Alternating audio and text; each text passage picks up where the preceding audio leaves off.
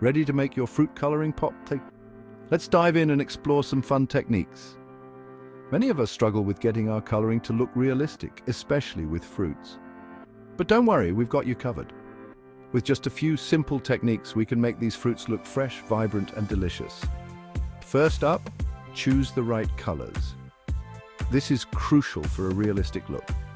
Grab a few shades of each color to add depth, like a light, medium, and dark red for an apple. This will make your fruit look more three-dimensional. Next, layer your colors gradually. This technique is key. Start with the lightest shade and build up to the darkest. This gradual layering adds richness. This helps create a more natural look, blending seamlessly. Now here's the magic: add shading and highlights. This step brings your drawing to life. Use a darker color for the shadows and a touch of white or a lighter shade to highlight the juicy parts. This contrast is essential. Look at the transformation, amazing, right? The difference is night and day. Want more fun pages to color? We have plenty. Check out our coloring book on Amazon. Linked in the description below, you'll find a variety of designs. Let's color the world together.